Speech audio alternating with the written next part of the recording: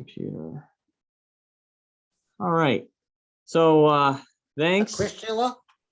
Oh, hang on. Oh, fistula, sure I do. Hang on, we got Baxter on. How you doing, Yeah, Baxter? I know what it is. All right. So thank you, Mike, and thank you, TC, for doing this tonight. TC with his tech savviness and his really high video quality here. And Mike, thank you again for taking time out of your schedule and doing this. This is going to be very fun. For those of you who don't know Mike, Mike is the president. He swaps from president to vice president. It seems like every other year with his buddy Josh there up in the Leon Chandler Trout Unlimited chapter. For those of you that don't know Mike, he's very, very passionate, energetic, entertaining speaker, and anything fly fishing and fly tying related. And over the years, I've gotten to know Mike. He posts pictures onto Facebook or Instagram, and I've garnered just a lot of information from how he ties. He's got a unique style. I like the style and what he incorporates into his flies with a little bit of flash. And I thought he'd be a great demo tire. And Mike, the floor is yours. And thanks again for doing this. Well, thanks for asking me. This is a good way to spend a Thursday evening when we all can't be fishing. I was telling TC when he got here, if I can't be fishing, at least I can talk about fishing, which is almost as good. And I like to talk, so that's fine too. Matt did mention my my style of fishing, and if you've seen me speak or tie before, my style is basically focuses on the idea of being simple. I don't like complicated flies. I don't like flies that take a long time to tie. I don't like flies that require a lot of material or a lot of thought. A lot of my fly tying experience started when I had 3 children under the age of 6. And when you have 3 children under the age of 6, the amount of time you get to tie is measured in seconds, if not minutes. And I needed flies that I could crank out in between, like feeding children, changing diapers, answering scraped knees, and doing other parental things. So most of my patterns are pretty simple. I was telling TC before we started, and I'll show some of my fly boxes. When I first started fly fishing, I had a lot of fly boxes filled with a lot of patterns. And for the most part now, I probably still have a lot of fly boxes, but I probably only have like 8 or 9 patterns at most, maybe 10. I have very few patterns that I actually fish. I vary in colors and sizes here and there, but for the most part, I have very few things. I'll kind of do a circle. I'm going to tie 5 flies tonight that I depend on a lot. We'll talk about some of my tricks with tying them and fishing them. I'm going to start and finish with a version of a soft hackle. I carry, I carry a couple boxes. This is one box full of soft hackles. This is another box just filled with a variety of soft hackles. Most of my soft hackles are incorporate flash. So I do have some soft hackles that don't incorporate flash, but most of my soft hackles incorporate some kind of flash in them. As opposed to tying with silk or with floss, I will use some kind of flash, like your standard crystal flash, right there. Mostly in pearl. I use the pearl crystal flash because if I want to vary the color of my fly in the water, I can vary my thread. If I tie with a red thread, the red's going to be a little bit more apparent beneath the pearl, or I could tie with a pink thread or an orange thread. There are a couple of other materials now that I've started using. Vivus makes a sparkle thread. I don't know if you can see it well or at all, but Vivus makes a sparkle thread in a couple of different colors. My world has also, in terms of colors, with most of my flies, have come down to dark and light. I've given up a lot on variants of olive or sulfur or pink or tan or brown. I concentrate on an overall profile and size in fewer colors. And you'll see The one complicated fly I tie is called, I call it a split tail. I learned it in the Adirondacks. I have a box full of them. I actually have 2 boxes full of them, and half of them are light colored and half of them are dark colored, and they work for everything.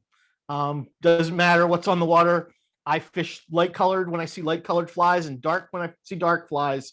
I fish them all season long, starting with March Browns and Hendricksons and going all the way through the end of the year.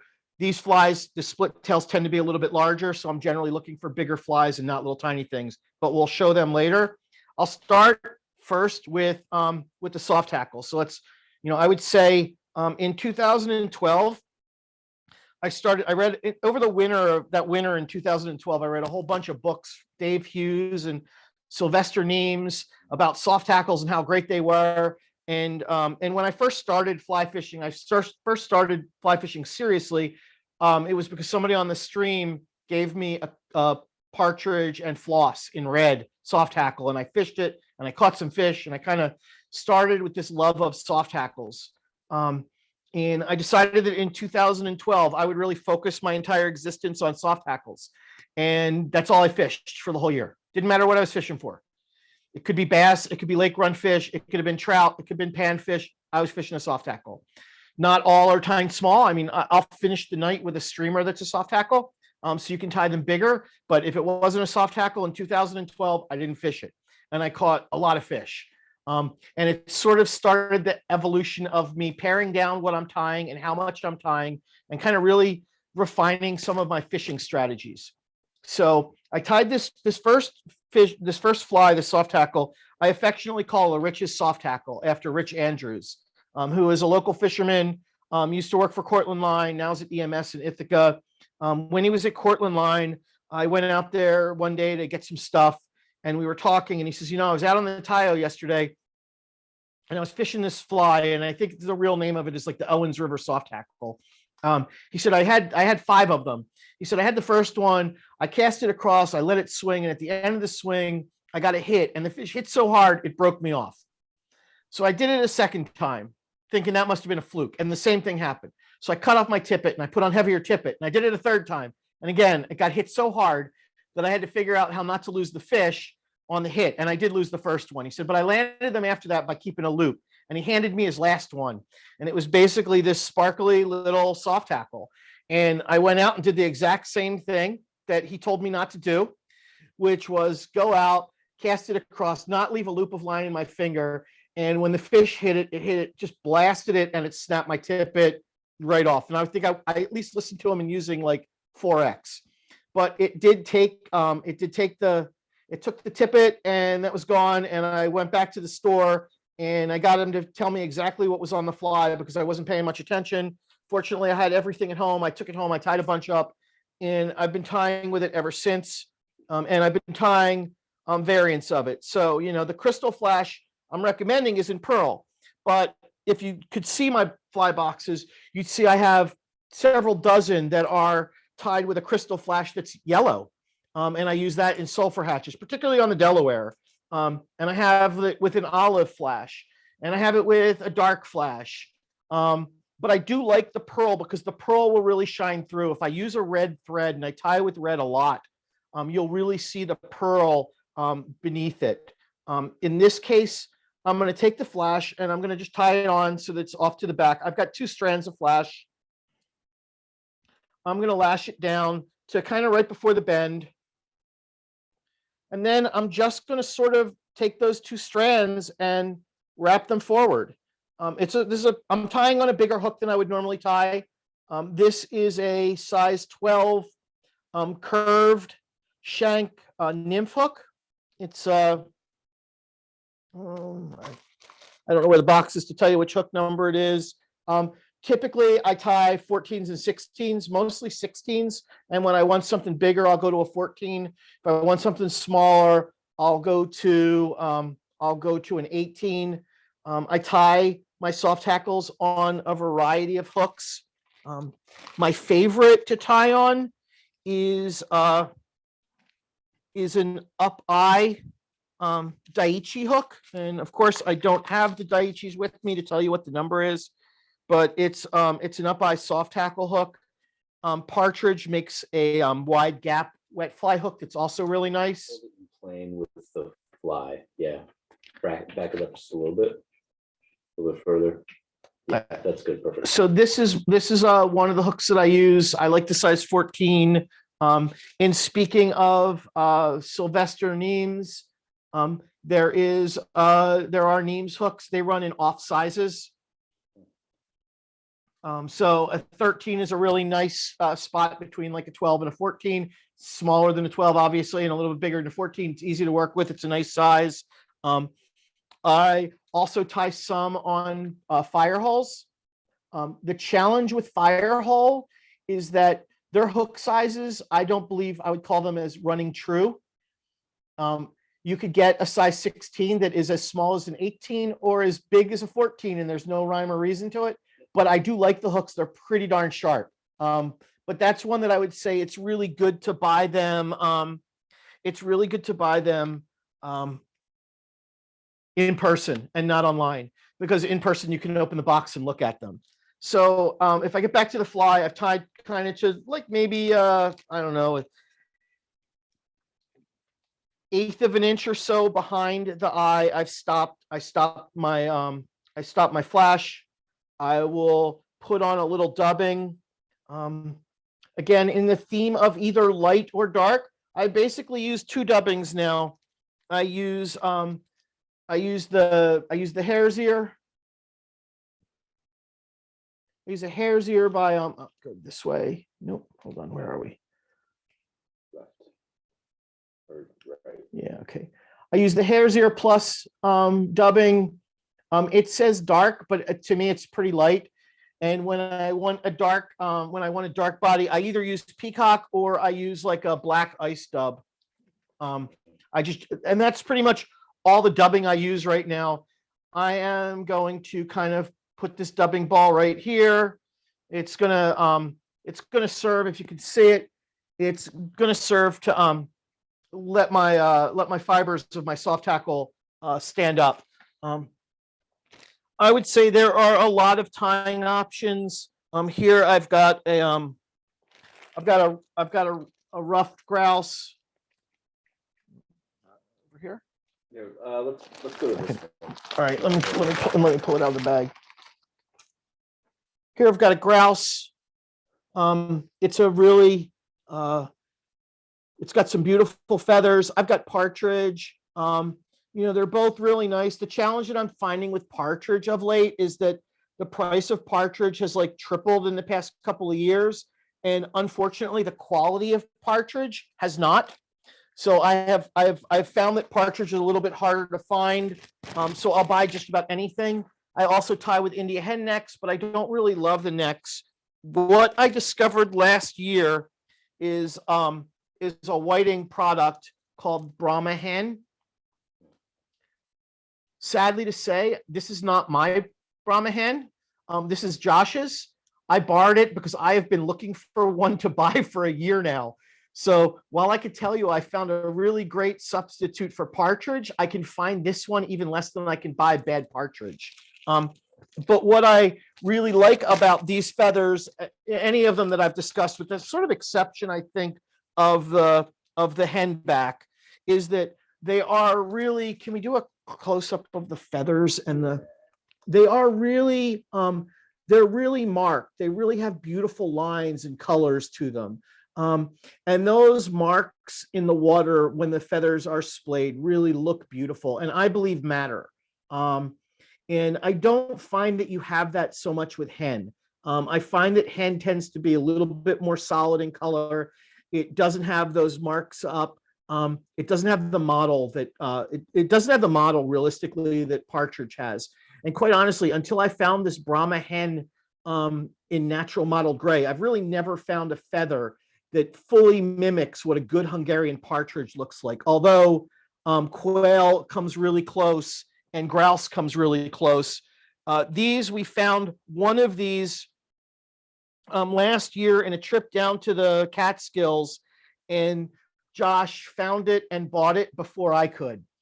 Because I assure you that if I found it before Josh did, I would have bought it and I wouldn't have had to borrow his for tonight.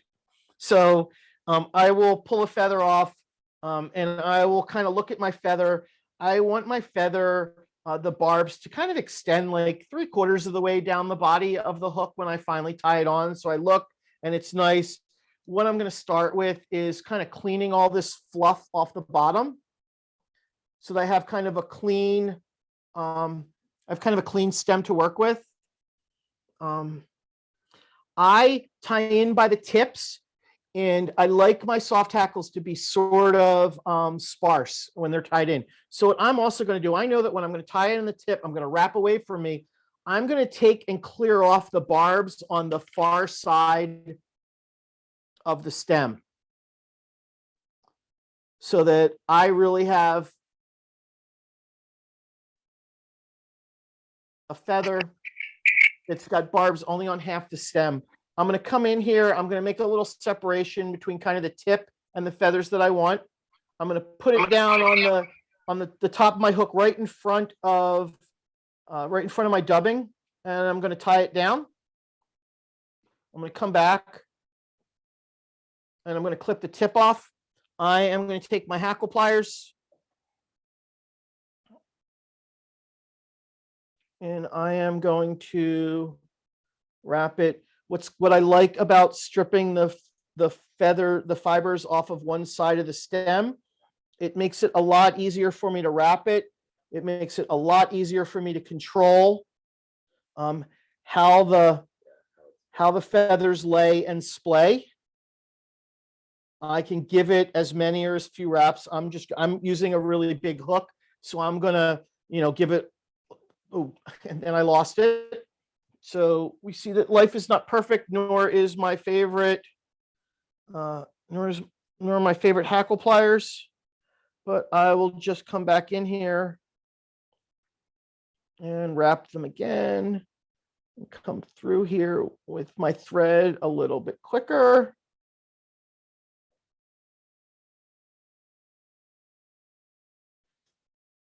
And I am going to cut that off.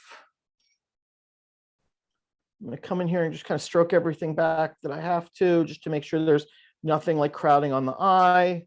And I will come in here and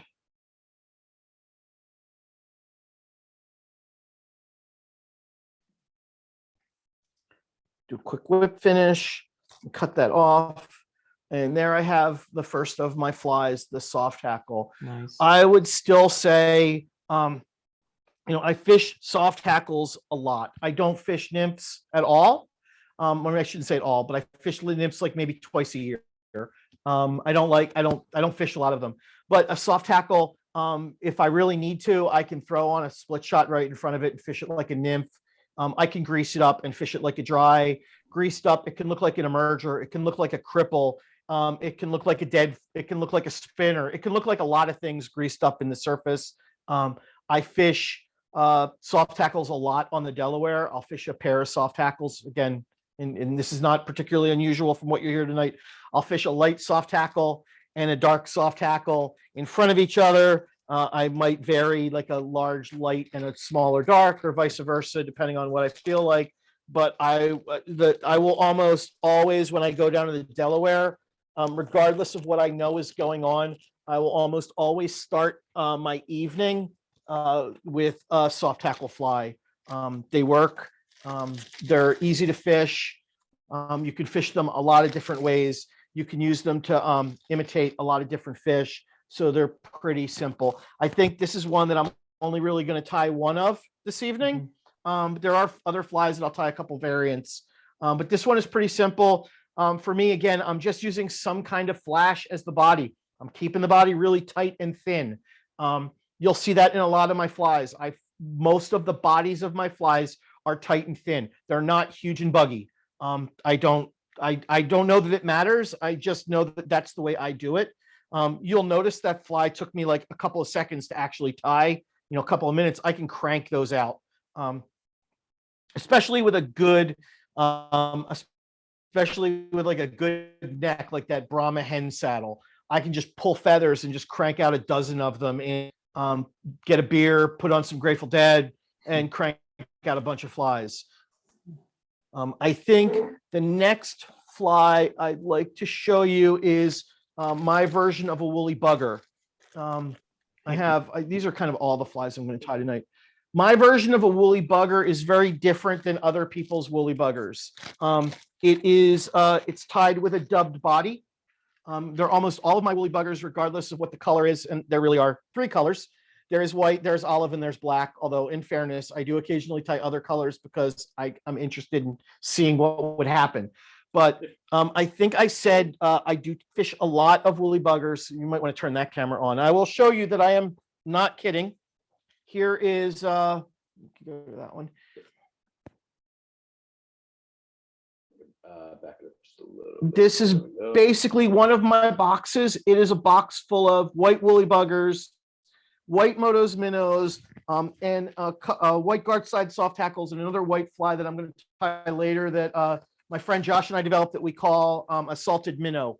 I have a box, a 4-leaf box of olive and black.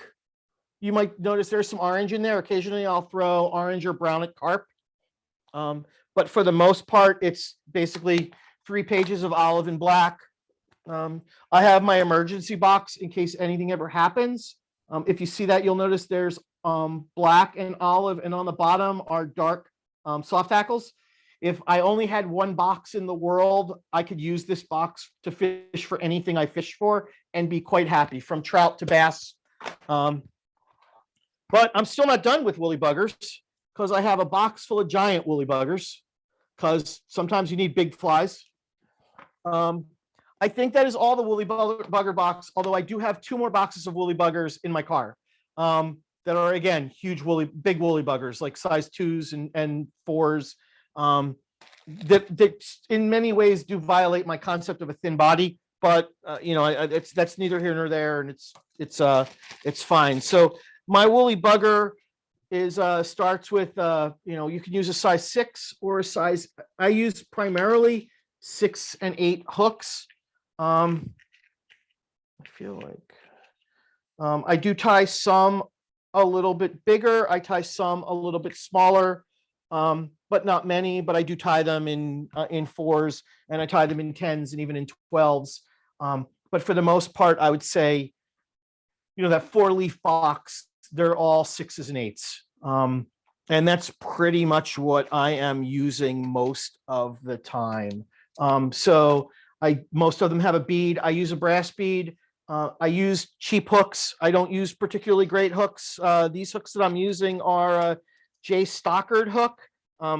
They are whatever their streamer model is. It's a 4X long streamer hook. I think it's the 245 is the model. The reason I use cheap hooks on this one is because I'm fishing them on the bottom and I'm losing a lot of them. And from my perspective, I don't mind. I can crank these out really quick. So I don't have a strong sense of, I don't have a strong fear of losing, of retying them if I lose them. So if I go out and lose a dozen olive woolly buggers, I don't care. I'll come home at night and I'll, get a beer and I'll tie a dozen woolly buggers, and while music is on. I almost always wrap lead. Unfortunately, I grabbed the wrong lead to pack. So this is a 0.015, but on this hook, which is a size 6, I would usually use like a 0.02 or a 0.25. I would use a heavier gauge lead wire. I will generally wrap about half the hook. Again, I want these on the bottom. I want these to ride low. I don't fish them very often high, so I don't really care about unweighted. If I thought I wasn't going to lose a ton, I might actually use a harder pointed hook, and I might use tungsten, but I don't care that much. And I carry a hook sharpener with me, so if I feel like the point is getting dull, I can just sharpen it on the stream. And I feel like I use, and you'll see, I mean, my soft tackles, I use nicer hooks for my soft tackles. I use nicer hooks for my clousers. Even though the clousers are on the bottom, they tend to ride point up. So I use nicer hooks on my clousers. So on You ever experiment with doing a woolly bugger that rides the point up? I have never, I mean, well, so yes, the one box that I showed, the tacky box, that has a lot of lead eye buggers in it. When I tie the lead eye buggers, they tend to be bigger. I've also tied buggers on jig hooks.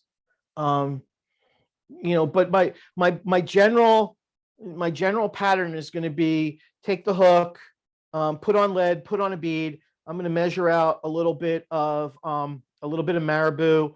I like the marabou to be somewhere in that shank length when I tie it in. I'm going to tie it in somewhere around the half. I guess I should put on thread.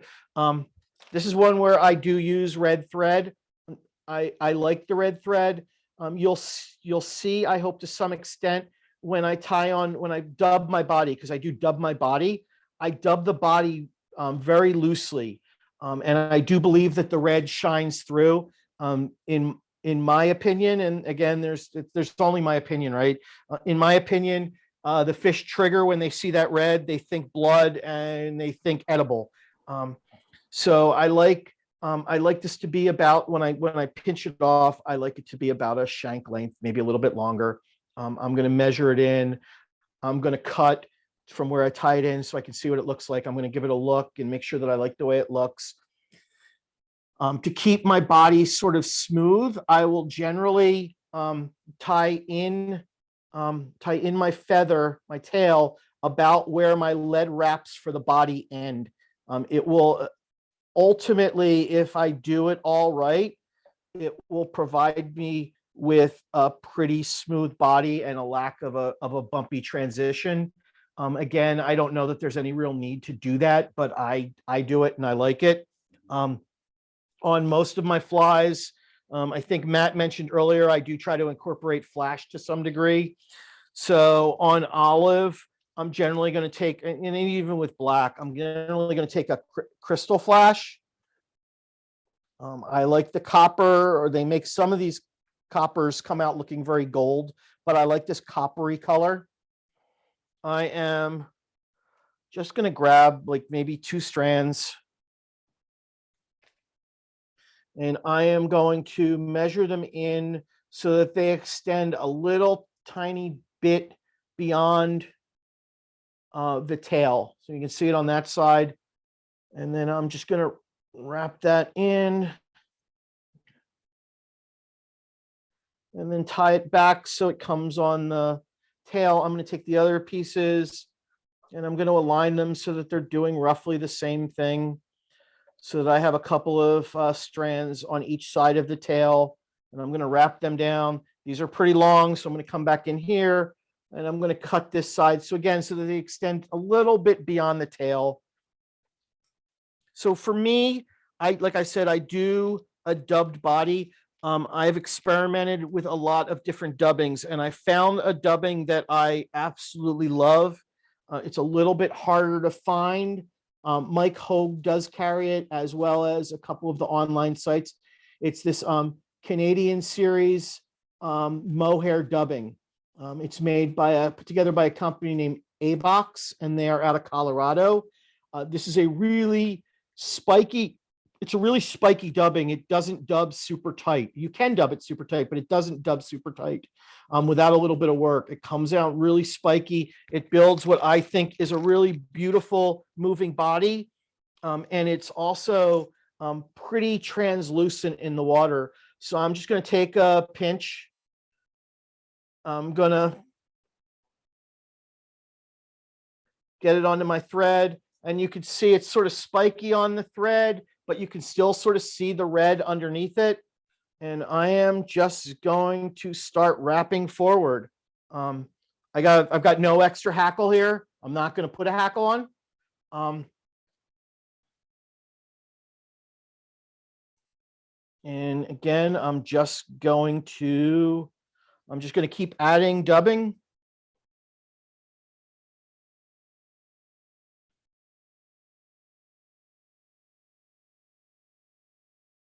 And kind of building a smooth, very thin body right up to just behind the eye. It's a really simple pattern. Again, it's pretty quick. And then I am going to put on a collar.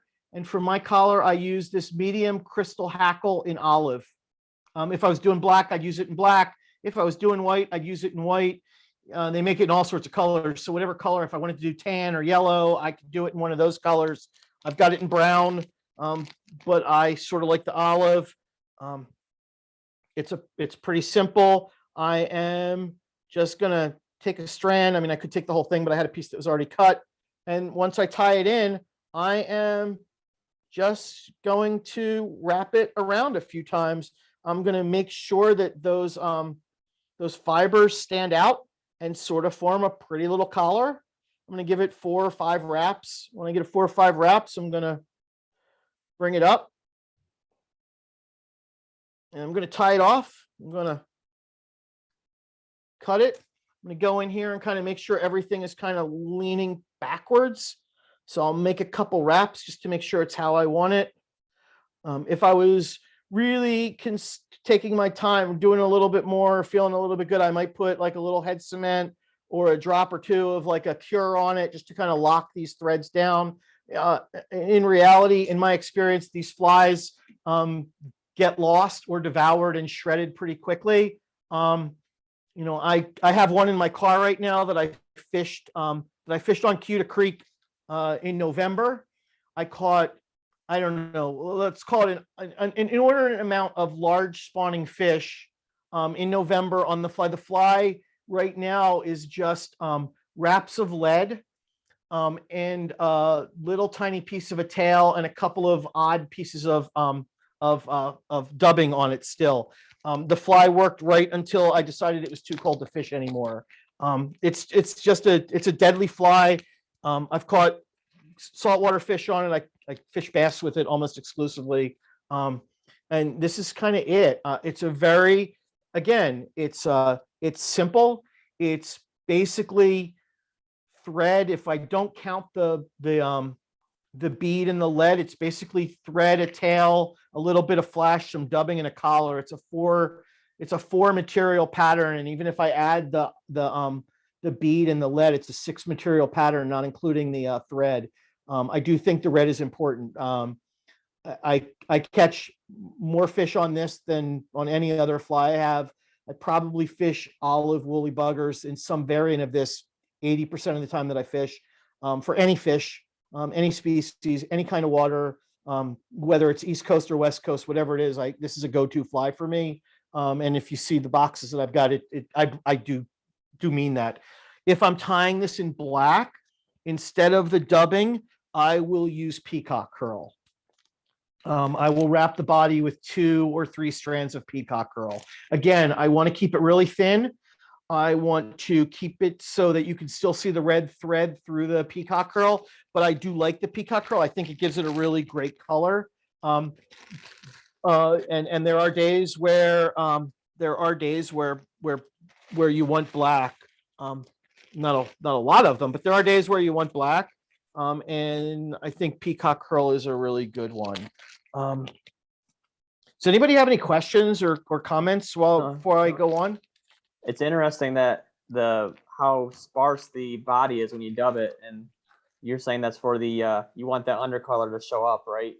So, yeah, I really want that. I think that's, Matt, I think that's super important with this fly. I think seeing the undercolor really does matter. And I think, ultimately the thing is that, our flies that we use, and this is the idea that Matt and I talked about, were confidence flies, right? So these are flies that I believe work. And I don't know anything other than the fact that I believe in them more than anything in the world. And I know that when I put one on, last spring, I was fishing a stream that most of us probably know, with Josh and my friend Don, and we were all out, and it was, I don't know if it was a slow day. We were all catching fish here and there, but nothing huge. And finally I just said, hell with it. I'm going to put on a 6 woolly bugger in this size. And I caught 4 20-inch browns in a row in literally 30 feet of water, in literally a 30-foot stretch of water along a log next to a current, right? And we had fished in there. It wasn't the first time any of us fished there. this is the first time one of us share with one of these patterns, and I think that the thin body and the red color really do matter. So the next fly I'm going to tie is this Hey, pattern. Mike, Yes. Mike, I want to go back and I remember when you've in the past tied woolly buggers for us or shared your patterns, you used a body that I recall was more like a flash hackle kind of body. Puller Some of the chenille. bigger, some of the bigger flies, like this, the things that I'm tying on size 2 hooks, like on a Mustad 3366, I won't tie this super thin body. I will either do some modification of like a complex twist bugger, or else I will use I'll use some type of crystal flash body. But those are smaller and fewer in between. I don't fish them as often. It's not a go-to. If I'm fishing for bass on the Susquehanna or the Chemung or even the Tayo, and it's a little bit bigger water, it's a little bit deeper water, and I want to get them down, I'm going to use the bigger flies with flash. But this is Kurt, I know I've demonstrated this fly with Josh for you guys before. I've also done this pattern at like the BC and for us, and it's the one I teach in the class. We've been teaching this one on and off for, I don't know, 15 years now, ever since I really dialed it in on the Canada mohair. But yeah, bigger ones you can incorporate. You need a little bit more body. You need a little bit more flash. I won't say it works all the time, but these two smaller boxes that I showed you before, those are all just 6s and 8s tied this way in either black or olive, or in that chili pepper kind of orange brown color. But this is the one, Kirk. I think when we go out on the boat and I pull out something bigger, I'm using like a sparkle body. So it's like some kind of sparkle chenille.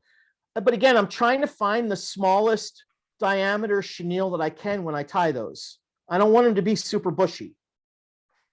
And there are lots of people who go with like, have a lot of bushy stuff, have a lot of shit hanging off your flies. And I'm the opposite of that. And I don't know that there's any merit or not merit. It works for me and I like it. No, I was trying to think about my like the thinner body I would expect is going to sink faster. And all that bush, my experience with those bushy flies is they sink really slowly. And maybe that was kind of motivating your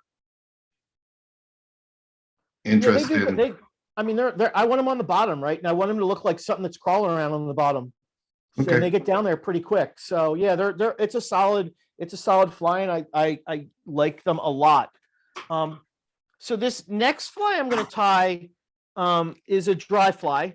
I learned it up at the 2-Fly shop in Wilmington. Tom Conway is selling the 2-Fly shop. It is no longer open. But if you or anyone you know wants to be a fly shop owner, there's a fly shop in Wilmington, New York, on the west branch of the Ausable River that is currently up for sale. So you can kind of see one half of this is light flies and one half of this is dark flies. I call them a split tail. Let's see if we can see one well.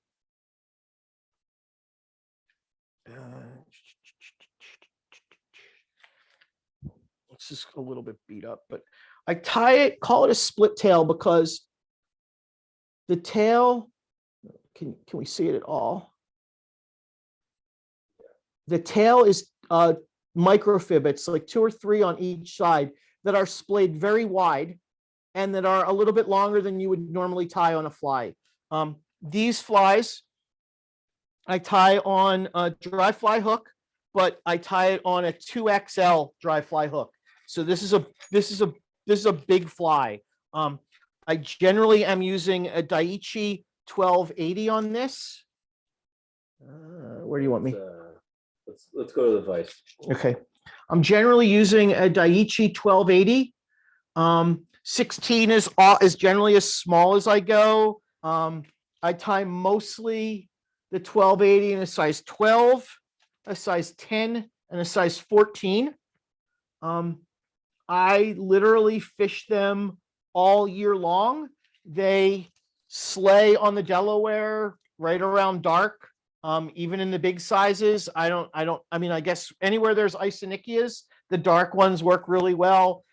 Anywhere there are coffin flies, the light ones work really well. Whether or not there are Isonychias or coffin flies on the water, they still work really well. I'll tie them smaller if they're smaller dark bugs coming off, and larger if there are large bugs coming off. This again is a very simple, it's not, I can't say it's a simple pattern. This one is more complicated, and tying on the tails is a bit of a pain. And in order to stay within time, I did cheat and tie a couple of tails on already. I tend to tie a little ball. I tend to put a little ball of dubbing at the back of the hook before I tie in the tails to help me splay the tails. I tend to use yellow dubbing or a little piece, tiny piece of yellow foam to kind of represent an egg sac. I feel that that's one more trigger, although it's not something that I do all the time. It's something that I sort of generally do. What you'll see about this fly, the nice thing about this fly is it is buoyant as hell. It is really, really hard to sink. And I'm going to tie on a very simple hackle, and I'm going to cut off the bottom. And because I cut off the bottom, the fly itself will ride flush in the surface film. I feel like that pattern will imitate a dun. It will imitate a spent. It'll imitate a spent wing fly. It can take the part of a spinner. It can take the part of an emerger. It's a very versatile fly, and like I said, it is phenomenally buoyant and hard to sink. Like I said, I learned, Tom Conway taught me this pattern when I was fishing on the West Branch of the Ausable. I have since used it basically everywhere. I did really well out in the first time I went to Montana with this fly on cutthroats, on the Gallatin, on Rock Creek, and on I want to say on Sodus Butte, Sodus Creek. Is that it? Sodus Butte, as well as the Fire Hole. Although on the Fire Hole, I really just love swinging soft tackles. So that's kind of where I am mostly. Like I said, I already tied on the microfibbit tails, but they're just basic gray microfibbit tails. I don't worry about colors, whether they're dark flies or light flies. I'm just using a gray microfibbit. This one is the Superfly gray microfibbits. And, you know, if I'm tying a bigger fly like this one, I think is like a size 10 hook, I'll probably use like 4 or 5 microfibbits on each side. If I'm tying a 12, or if I'm tying a 14 or 16, I'm going to use 2. And you're setting them in like a shank and a half. You found that like how yeah, these are probably 1.5 to 2 shanks in length, and they're splayed pretty wide. You really, when you're tying them on as an X, right? You're putting them on so they splay like this, and that in conjunction with the hackle, with the wing that I'm going to show you, really makes it very, very buoyant, because I'm using oversized hackle feathers on this fly. So I'm not sizing them to a size 10 or a 12 or a 14 or a 16. I'm sizing a 10 with an 8 or even a 6. I'm oversizing the hackle. So between the extra long fibers and the extra long, extra split tail, these things are phenomenally buoyant. And very, very hard to sink. I was taught to tie the body with turkey biot quills. The quills are long, and I'll tie one with the quill, and I'll tie a second one with a different material. Yeah, I don't think I want. So I'll tie one, and I'll tie one with the quill, and I'll tie one with a separate material. So in general, when I tie on the tails, what I do is I peel off a couple of biots. And you don't have to do this, but what I generally do is, while I'm tying on my tails, I put these in my mouth and I'm sort of chewing on them, or at least leaving it in my mouth to get soft. So my saliva softens them up a little, makes it a little easier to tie them on, makes it a little bit easier to wind them on, prevents them from splitting, gives them a little bit of extra durability. So I'd normally leave them in there for a little bit longer. In this case, I'm not going to. I am going to tie it in by the very tip. And I'm going to start that right back to where I tied my tails in. Again, for ease, I am going to take my hackle pliers. I am very carefully going to wind forward to about, the 1/3 of the hook shank length behind the eye. Hey, Mike, do you typically tie this with red thread, or are you just using it for visibility? I am tying, this is the dark one, so I'm tying it with red thread. When I tie the light one, I will go to a pink or a white or even a pale yellow thread. I'll use something much lighter. So the first thing I'm going to do is I am going to find a couple of feathers. I've got an assortment of, the nice thing about this is because you're tying oversized, you don't need to worry about like finding necks and saddles or even 100 packs that tie down to 18s and 16s and 20s. I want things that tie to like 12 and 10 and 14, and they tend to be easier to find and they tend to be cheaper, and I tend not to worry about them as much. So I've got like an old grizzly, all of the, I got it from somebody who tied a lot of dry flies. And if you look, you can see that there's a lot of patches in this neck. And that's where all the beautiful little 16s and 18s were. And what they gave me was crappy feathers that they didn't want to use because they didn't tie anything that big. And I am perfectly fine with that, because for my purposes, these will pretty much work well. I'm going to tie a little bit sloppier and a little bit bigger than I normally would, just so you can actually see them. But again, I am going to pull out a feather. I kind of going to look at it. I mean, if you look, you can see this is definitely bigger than you would normally use on a dry fly.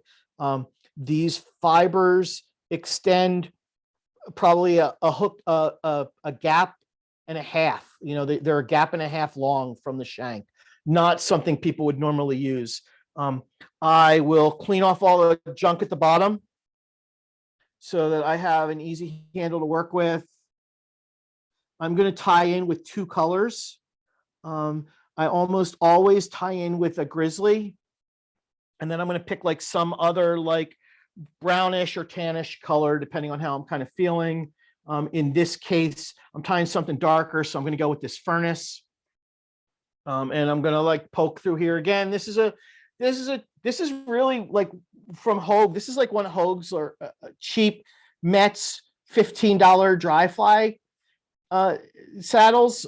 It's not one that people who are tying good dry flies would typically want, because there aren't a lot of really usable feathers in that 16 and smaller range.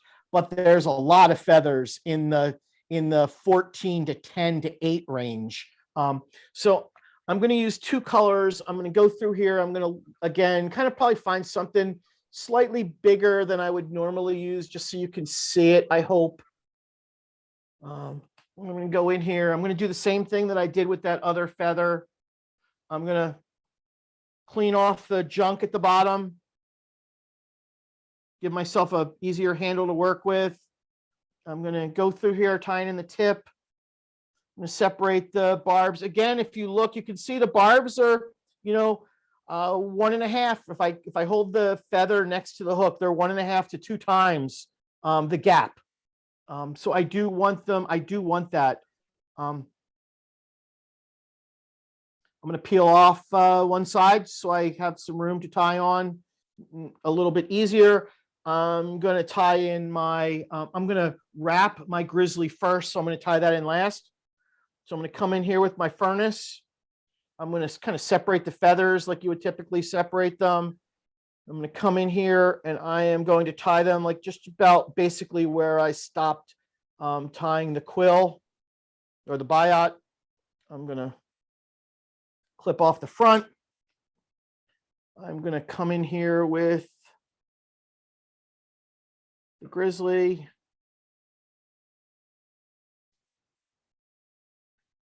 And I'm basically gonna do the same thing.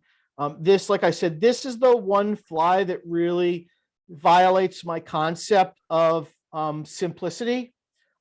However, I have found that I really can carry 4 types of dry flies. I carry usuals, I carry caddises, I carry split tails, and I mean, I don't know if you consider like these fan wing flies, you know, like a rusty spinner, and I carry spinners. I carry a box of spinners. The one thing you will notice about this box of spinners, they are all rusty spinners.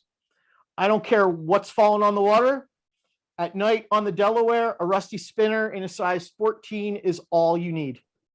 I don't tie these. I have this belief that occasionally you need to get goodwill from fly shops. And the easiest way to get goodwill from fly shops is to spend money in fly shops. And if you don't want to spend $500 or more on a fly rod or a reel, the quickest way to spend 20 bucks on a fly shop is to buy 4 or 5 spinners for me. Last year, I bought 4, 5 or 6. Every time I went down, I go to the Trout fitter and deposit mostly, although sometimes I go to a West Branch angler.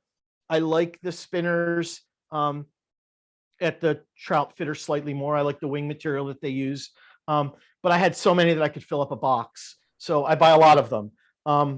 Josh does as well. And Josh does kill on them a little bit more than I would say I do. Next, I'm going to dub a body. In general, I use one dubbing. It's one that I got up in Wilmington.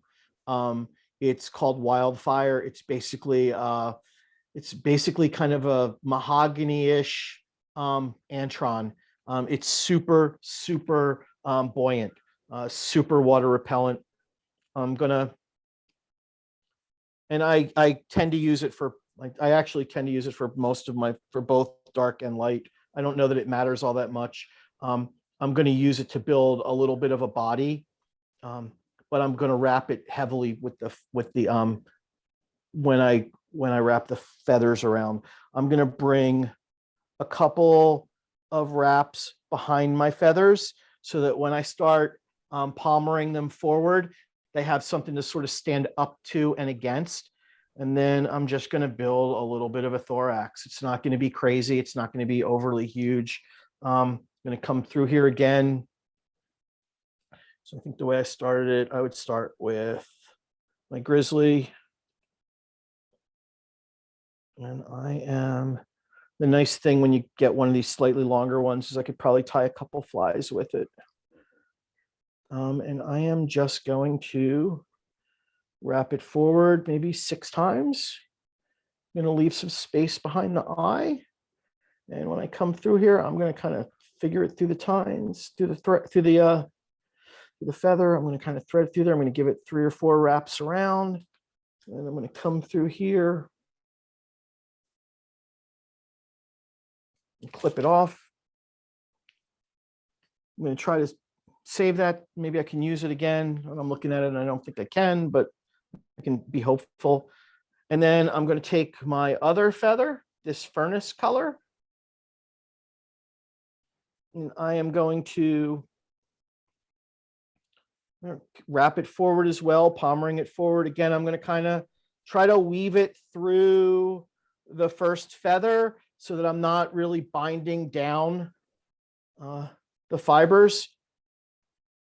Every once in a while, I'll kind of give it a little push here and there. I'm going to bring it forward. And when I get it to where I want it, which is just about in front of where I tied off with the grizzly, I am going to stop. I'm going to tie it down. I'm going to cut it off. I'm going to come back in here. I'm going to look through those stray fibers and I'm going to try to cut them off and clean up that head a little bit. If you can see that these fibers are all the way around and they are much longer than you would typically put on a dry fly. I'm going to come through here, and then I am just going to whip finish off. Not going to build too much of a head. I don't really care all that much. And then I am going to ideally use a trick that I learned from Eric Master Birdie. I used to go through here when I was done, and I'd go through here, and on the bottom, I want this bottom to be flat. I used to come through here with scissors and cut it off, and then it was flat. But Eric taught me this trick a little bit over a year ago, where if you come through here and you sort of, work your way through so that you kind of manipulate all the fibers so that they're off. You can come through here, you can take a bodkin and you can heat it with a lighter. And you get it kind of hot, and you come through here with these feathers and you rub that heated bodkin along the bottom of those feathers. And then what it does, if you can see, is it forces them and refolds them so that now they stay flat. So I don't have to cut the bottom off. And ultimately what I end up with is a fly that's got way more fibers on those buoyant side structures than they would have before. This, like I said, this fly, the guy who taught me at Tom Conway grew up on the West Branch of the Ausable, grew up fishing with Fran Betters. And this is not a Fran Betters fly, but one of Fran's guides fished with this fly. This was his fly. And he taught Tom to tie it when Tom was like 12 years old. And that's all Tom did for him before he was allowed to guide and work in the shop, was tie these flies for this one guide and bring them to him on the water when he needed more of them. And I have found you really only need two kinds. You need a light one and you need a dark one. So I'm going to show you a variant on the dark one where I don't use a biot. So I think I showed earlier that I found this sort of, so Viva, again, it's Vivus. Vivus makes this material that they call body quill. You want to hold it like in the hook? So it's right here. Vivus makes this material they call body quill. Am I upside down? No, you got it. Okay. Vivus makes this material they call body quill. It's a tight, it's bigger than thread, but not as many materials as like like some type of flash. But it's sort of flashy. It's very easy to work with. I've got one in kind of I've got one that's dark and one that's light. I have another one that's even lighter than this yellow, but I like this yellow. It's also good to show. The yellow one works really well with sulfur hatches. I generally am tying that on the smaller side. The smaller side is still a 14. But I do like that pattern. So I am going to essentially I cheated, and I already have the tails on.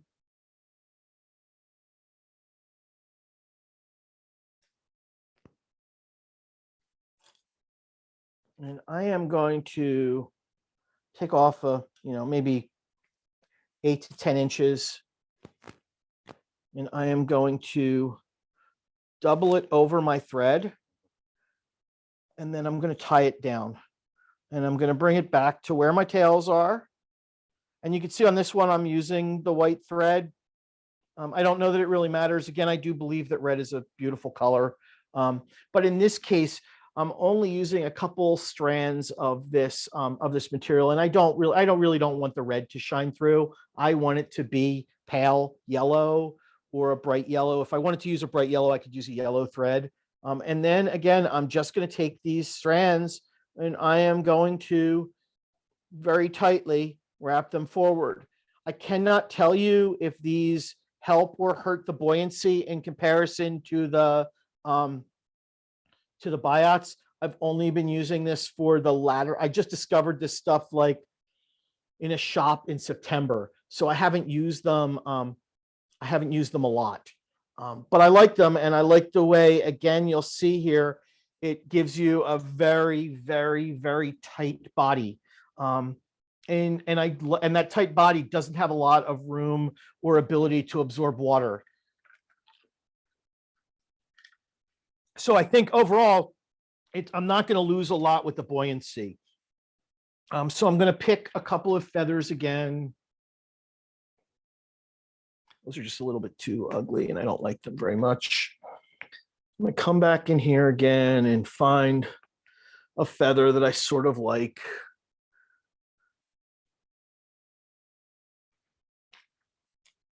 And I'm going to look on a different piece because I didn't really think anything there that I love too much, but I do like these. So again, I'm going to clean off the fluff on the bottom. I am going to, these are again, you can see pretty big feather. I'm going to clean off the far side.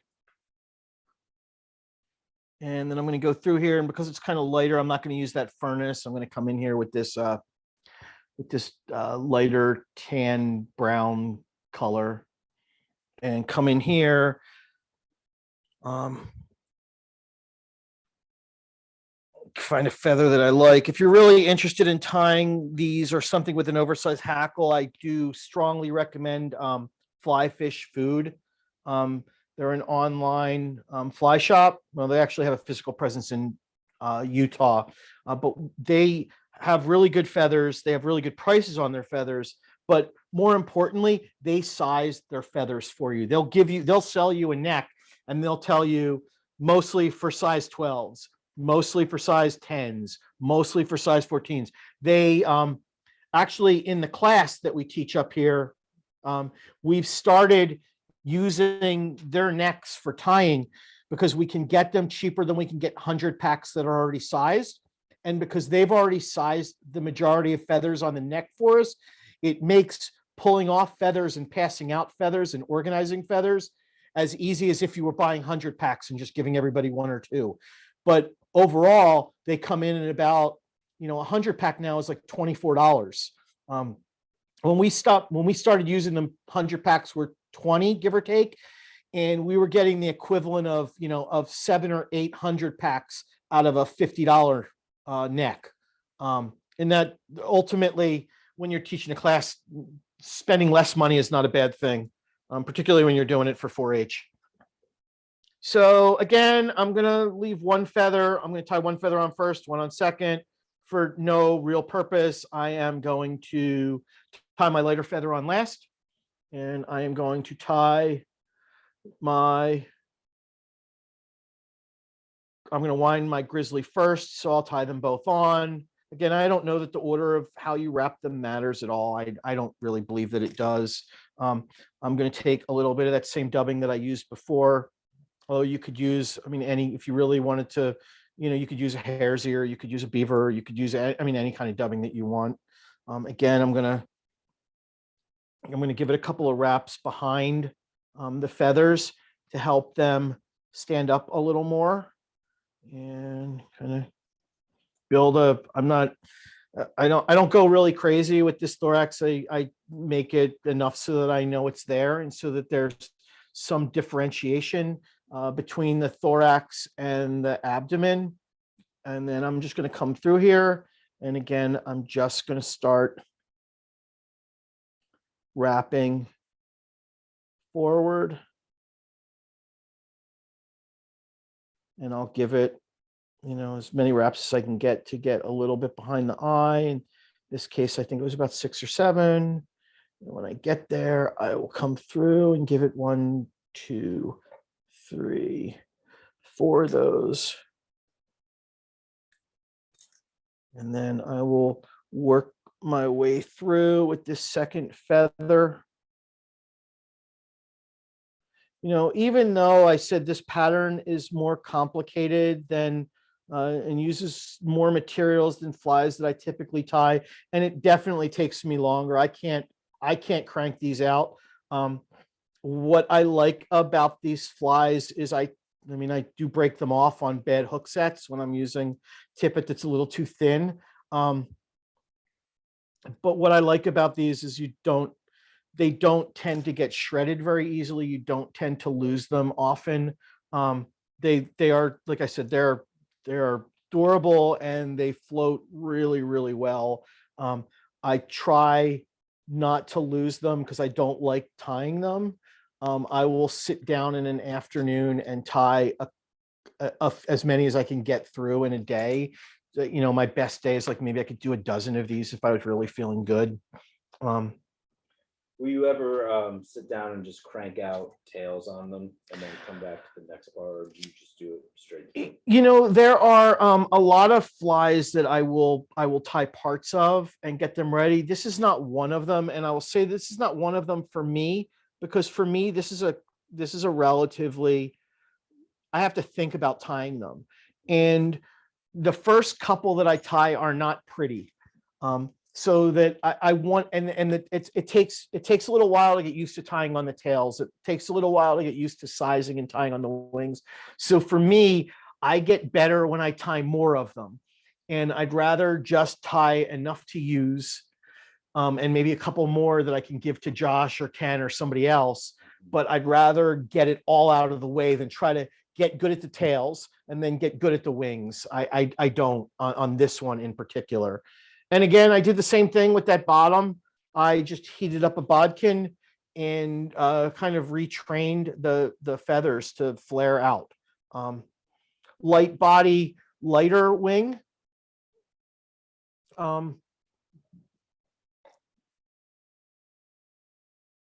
Beautiful wide split. So I've experimented with other ways to be more effective with making the split tail, but I have yet to find one that really works well.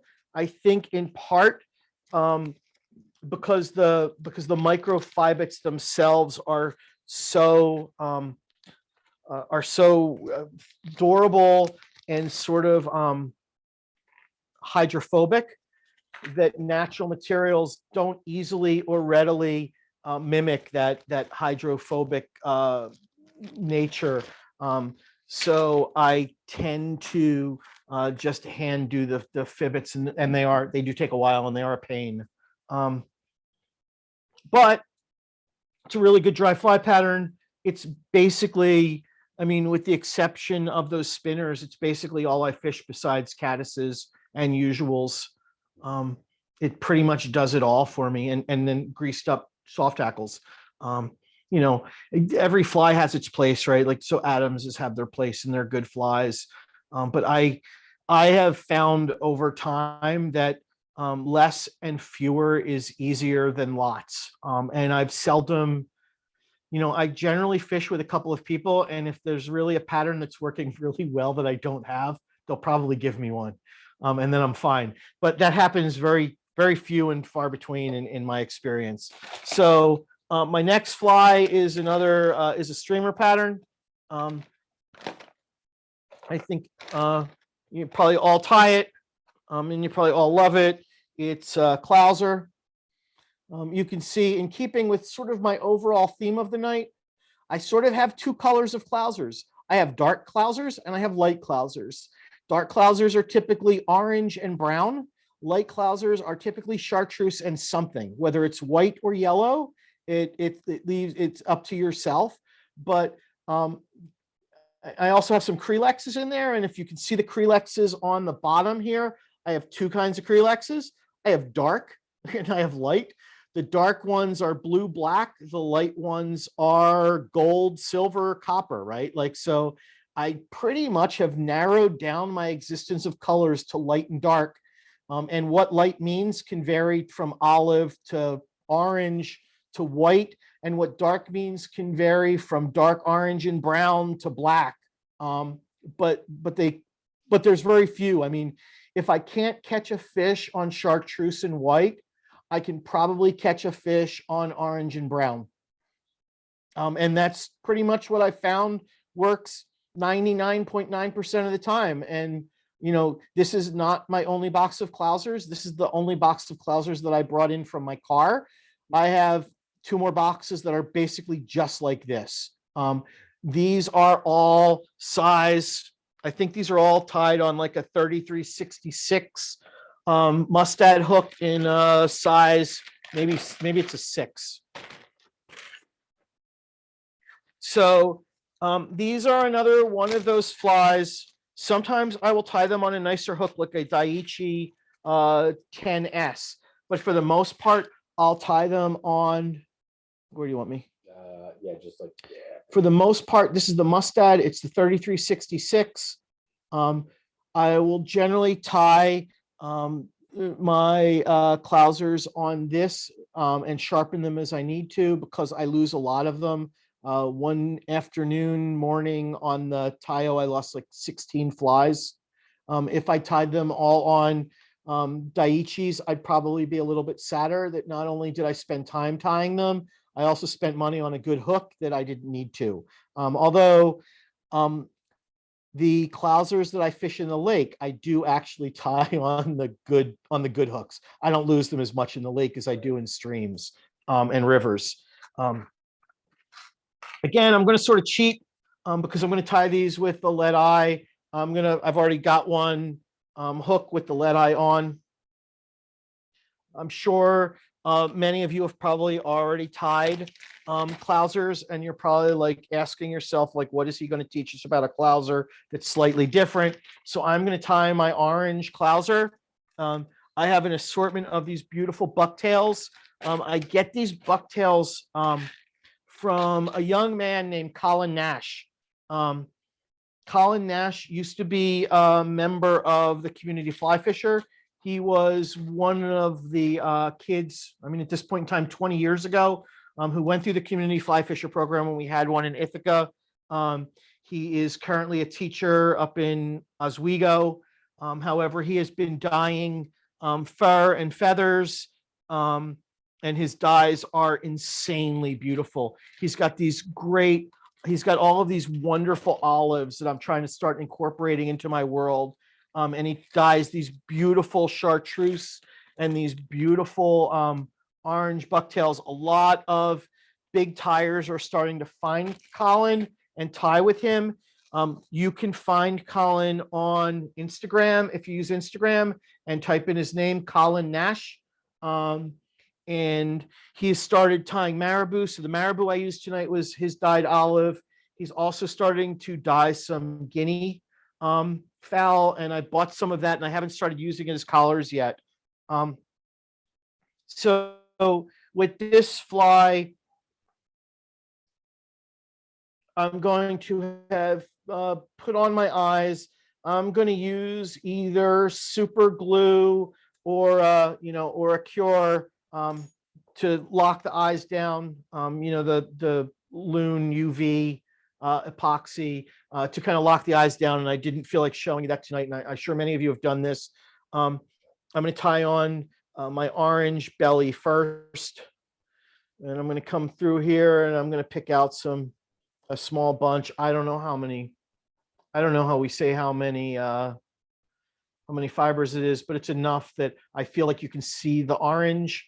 I might think that's just a little tiny bit too much, but I like enough so that you can see the orange, but so that you can also see stuff through it. I'm going to come through here, and again, I'm going to grab the tips. Sorry, going to grab the tips. Where do you want me? Right there. Okay. Yeah, go back. Go here. Yeah, perfect. Grab the tips, and I'm going to pull the fluff out to further clean it a little bit.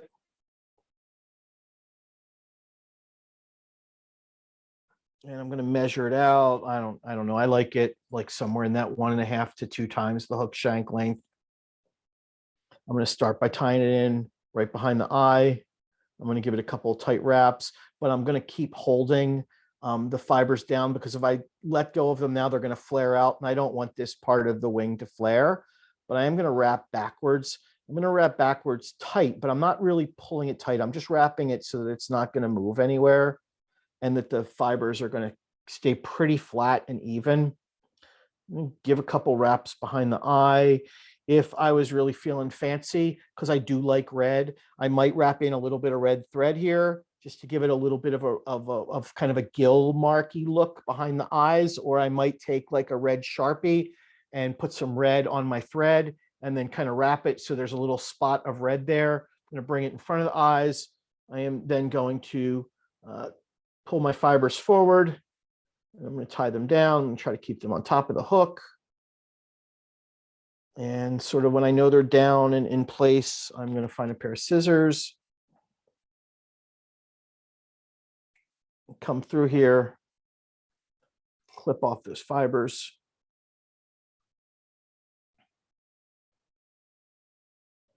I'm going to give it a couple wraps just to lock it down. And then because I'm going to flip it around, I am going to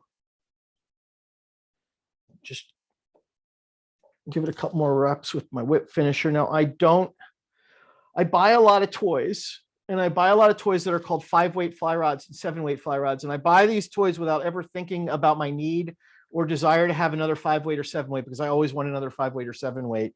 But I don't buy a new vise. So I don't have a fancy, beautiful rotary vise.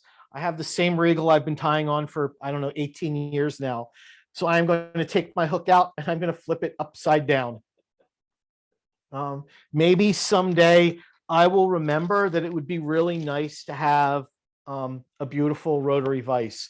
But as it stands now, every time I see a beautiful rotary vise that I might think about, I also see a beautiful 5-weight or 7-weight, or in some cases 6-weight or even 4-weight that I decide that I just need more. And I buy that instead of a beautiful rotary. So the next thing, I'm going to tie on some flash. It's again this crystal flash. This is the copper color. I'm going to grab a few strands, like maybe 4, maybe 5 strands. I'm going to cut it down by the hank. I'm going to come now around my thread, and I'm basically going to fold it in half over my thread. And that's going to allow me to very accurately position where I want it and tie it in. So I'm going to put it right behind the eye. And then I'm going to wrap back. And now my flash is in. It's going to extend beautifully behind. I want it to be slightly longer than the fibers of the tail. It is, so I feel good. That is really more luck than anything else. If they were really too long, I could cut them down a little bit. You know, I could come in here and say, all right, they got to come off a little bit. And then I'm going to tie in the wing. So what I do particularly for these wings is I go to the back side of the bucktail.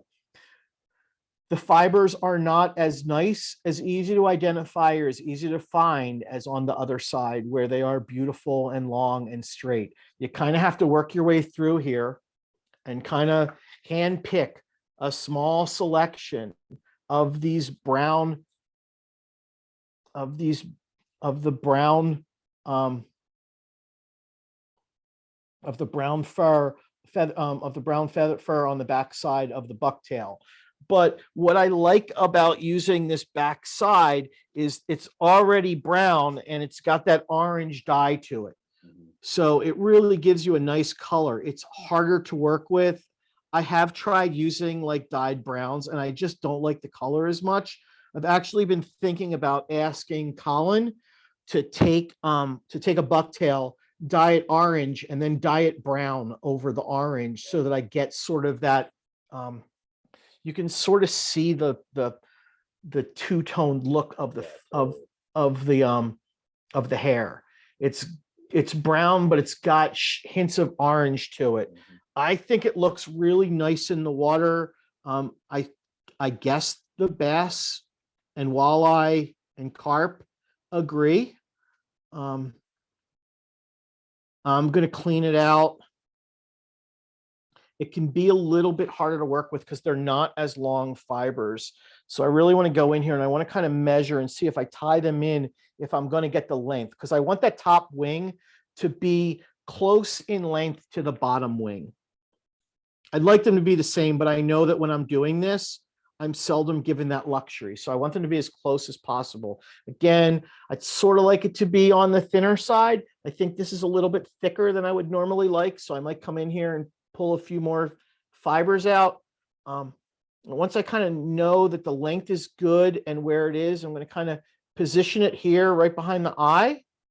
And I'm going to give it a couple of soft wraps at first, just to kind of hold it down. I'm going to look in. I'm going to make sure that I like the way it looks, if you can see it. It might be, this might be a little thicker than I would normally use, but it's not so thick that I'm really going to worry about it. And then once I'm kind of happy with everything, I'm just going to come in here and I'm going to tighten it. And that's going to, it's going to help me build a little bit of a head. And it's also going to let me flare out my wing a little bit more. This is not a color pattern that I see a lot of, but I use it to imitate crayfish, and it works really well. And again, going with my theme of simplicity, I could do more, I could do better, I could do different, but this works really well. So why? It's simple, and I have it all, and I have a lot of bucktails. And I actually have a lot of oranges. I have some bright oranges, I have some darker oranges, I have some kind of fire tiger oranges, and I can vary that if I really want to. And then kind of this is the finished pattern. It's got a little bit of flash in it. It's got a nice orange to it. It's a pretty effective fly. Again, you can tie it in a lot of colors, but over the years, my existence has really boiled down to light and dark. And light tends to be orange and brown, or I'm sorry, dark tends to be orange and brown, and light tends to be chartreuse end. I would say half the time it's chartreuse and white, and the other half of the time it's chartreuse and yellow. I have been playing with some of Colin's colors, and this, I mentioned, he's got this sort of fire tiger orange. So this is kind of a fire tiger orange, and the brown on the back of it. It's really bright in the water. It's really great in off-colored water, because that fire orange it's not fluorescent, but it sure looks fluorescent when it's in the water. It glows really nicely. And then he dyed once, but he hasn't done it again. Colin has dyed this, if you can see it, a really light, very, very light olive color. That's crazy. I know, but I don't have any of this. It's nuts. I have That is one. Hold on, wild I should be honest. This is what I have of it. This is it. Wow. This piece of tail is all I have of it, and he didn't dye it. And I just saw all of his bucktail last week, and he didn't dye it anymore. So I'm trying to get him to dye this again, because it's this really beautiful light olive color that I think in conjunction with a darker olive or even with orange will work really, really well. I think what I tried it with was this kind of golden olive. Hey, So hey, I am, Mike, yes. I'm not sure everybody knows about Colin Nash, but he now has joined our club. But you might want to expand a little bit more about what cool things he's doing. Well, like I said, he's dyeing all sorts of things right now, and trying to get and providing some of them to commercial tires and getting some note. He started with bucktail about 3 years ago, and every year he's gotten better with his dyes and better with treating the bucktail before he starts dyeing them. He does custom colors. He's got some chartreuses right now. He's got a range of bucktails right now that have a variegated color from tip to butt. And you can really look at some of the chartreuse that he ties, and it'll be much brighter at the tip than it is. It'll be almost yellow chartreuse at the base. And by the time you get to the top, it's basically a fluorescent chartreuse.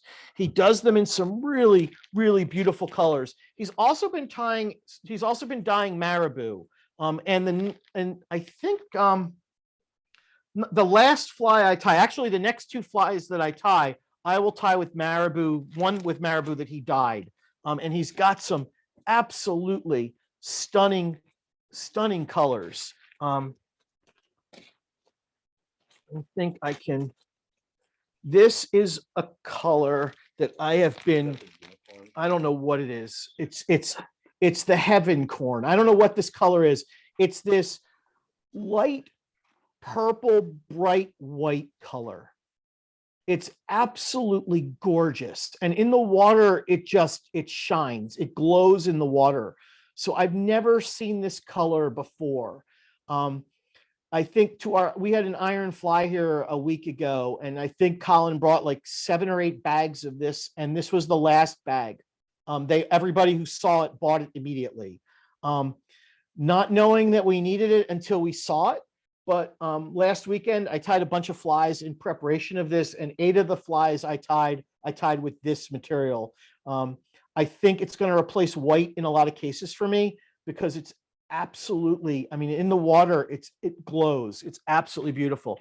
So he dyes mallard, he dyes guinea, he's dyeing pheasant right now. He dyes a lot of furs. So he dyes like fin raccoon, he dyes fox, plus the bucktail, guinea fowl, this. So he's really starting to move into dyeing a variety of tying materials. Colin is an outstanding fly tyer. Like he's been, I mean, he was in the community fly fisher program, in an intensive program, fly fishing, teaching people how to fly fish and tying flies and working in a fly shop since he was 12 years old. This is a guy who's been doing it for the past 20 years. And his recent interest in, I think his recent interests in dyeing have really come about because as a commercial tyer, he hasn't been able to find colors that he really loves. And he hasn't been able to find colors in the consistency and the textures that he wants them to be in. So he decided to figure out his own, and he's doing a phenomenal job. So if he's a member of your club now, you can probably find him on your Facebook or your Instagram page, but he is also on Instagram. If you just type in Colin Nash, you can find him. He doesn't have a shop yet online. I would imagine that will be coming in the next year or so. He is a parent. He does have a job. He does fly fish. He does hunt. He does have a family. He does have all of those other things. So this is not his business. It's kind of his side passion that really, I think, is starting to, in some level, replace his passion for tying. But he does have stuff out there, and it's some amazing things. So reach out to him, tell him you heard about him from the FFI or from me or however you want to say, but he's got incredible materials. And if you're looking for bucktail, you will find colors you didn't know you needed and you didn't know existed. And that's really kind of a thing of beauty, right? So Mike, we had 5 of his bucktails in our fundraiser, and they created quite a stir, and that went for well over retail. It included one of the unicorn bucktails, which I just think is phenomenal. Yeah. So he's got 2 grades of bucktails. So he's got kind of your standard grade of bucktail. The hair is about, the fibers are about 3 to 4 inches long. But for people who are tying big flies, like the big bulkhead, like musky flies and pike flies, he's got a super premium select grade that has like 6 to 8 inch long fibers. They're ridiculous. It's a very, very small subset of bucktails that meet those qualifications with 6 to 8 inch long fibers, but he does have them, and he can custom dye any color. If you can come up with a color in your brain that you think you need, and you can find a way to show it to him, he can dye it for you, and he will. So this next fly, it's a very simple fly. It's a fly that Josh Filter and I have been playing around with for the past 5 or 6 years. We affectionately call it the salted minnow. And we call it the salted minnow because there's many days when you're out just, playing around with stockies. I'm not talking about pride here, although I found that it works for a lot of other fish, where that bait guy comes down with that little 2-inch, 1.5-inch salted minnow, puts it on a little hook, chucks it in the water, and starts catching all of these fish that you never even touch. So Josh and I decided there has to be some version of a fly that will work like a salted minnow, that doesn't require us to soak it in salt and fish oil. So we came up with a very, very, very simple pattern. And this starts with a size 10 streamer hook. I've got I think it's a J Stockard 9674. I think that's the 3X streamer hook. It's pretty small. I'm gonna put it in the jaw. I do use red thread is the color thread on this one. So what I'm gonna start with is putting on my thread and building a base. I'm gonna wrap my thread pretty solidly along the entire shank. This is a super, super, super simple fly, and it looks like I would normally use like a silver mylar, but it looks like I forgot to pull out a silver mylar. So I am just going to use a couple of pieces of Flashabou. It will work just the same. I am going to tie them down on the top of the hook shank. And again, I'm going to wrap it all the way back. If we go back to my comments about red thread and seeing blood, again, the joy of this pearl Flashabou is that when I wrap it over a dark red base, when it gets wet, you're going to see the red underneath it. And then I am going to wrap the thread forward. And then I am just going to wrap my mylar, in this case, pearl Flashabou. I'm going to wrap it forward. I'm going to cover the base of the hook. I'm going to bring it to somewhere in that 1/8 of an inch, 1/16 of an inch behind the eye. Doesn't really matter to me all that much. Just lock it down solidly. Cut off the excess. Oh, cut off my thread too. I'm going to try to come in here and save this really quick. And I didn't. So I am going to sort of start all over because I wasn't careful with my scissors, as often happens when we're tying. The joy of making the mistake on this fly is, as you will see, this fly literally, if you just sit down to tie it, takes about 2 minutes if you're not really thinking about it. Get that down, get my Flashabou again.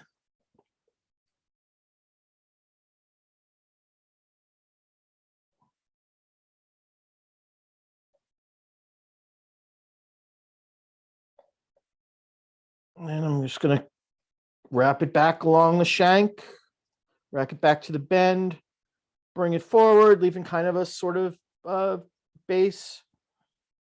And I will again wrap my flash forward to just behind the eye. And I am going to give it 1, 2, 3. I'll give it 4 just for the heck of it. And this time I'm going to be more careful when I cut. And I'm going to cut that off. And there I've got a little flashy body, almost like a salted minnow. And I am going to, now typically I would take a piece of white marabou like this and build the wing, the real, truly the salted minnow part of it. But I am so captivated by this color that I am just, and this is a blood quill marabou. So I'm going to pull it out. I'm going to, I pulled out a piece that I don't really like all that much. It's got some ugly feathers in it. So I'm going to pull out another piece and hope that I get one that I actually like. So I'm going to pull out another feather, and I'm going to kind of wet it so I can see how long it is and what it really looks like.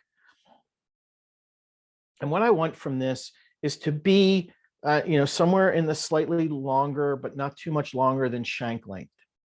So I'm going to measure it out here, and I kind of like the way it looks here. And I'm just going to give it 1, 2, 3 wraps. And I'm going to come back in here and I'm going to look at it and say, do I like it? Do I not like it? I kind of like it. It looks all right to me. I'll give it a couple more wraps. Then I am going to come through here again, and I'm going to cut off the front. Come through here with my red. I'm going to build a pretty little head.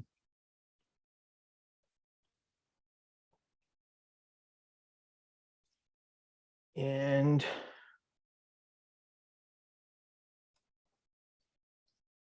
there you have it. This is Wow. We call it the salted minnow. It is phenomenally simple. It is super basic. We tie them all in size 6s.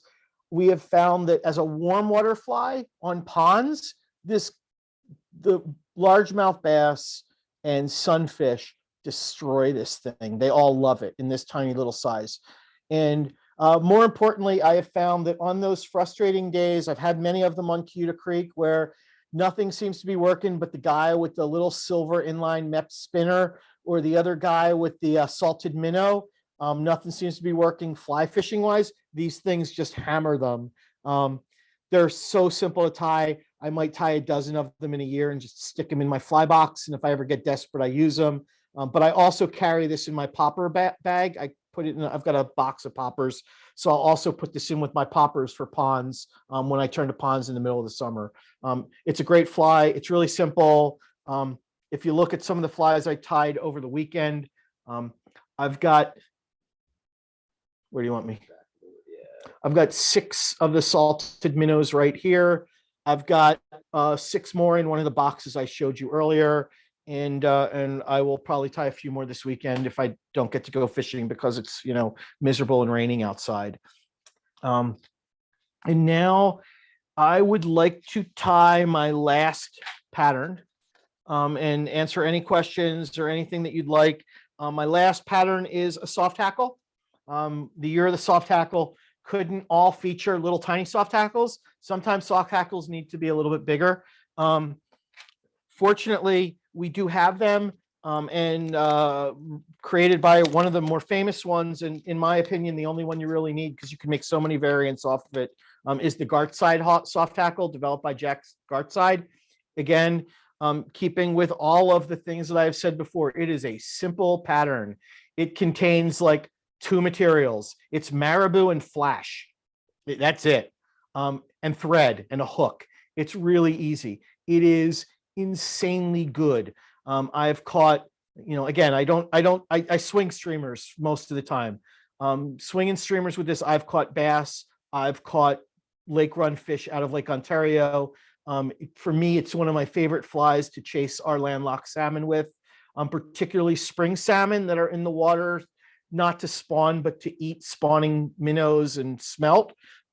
It's really beautiful in the water. It's got an unbelievably good movement. This is one where Jack himself originally tied it on mustad hooks. So he tied it on, and it's a good saltwater pattern. So he initially started tying it on the, what number is this? 34007. It's basically a stainless steel O'Shaughnessy hook.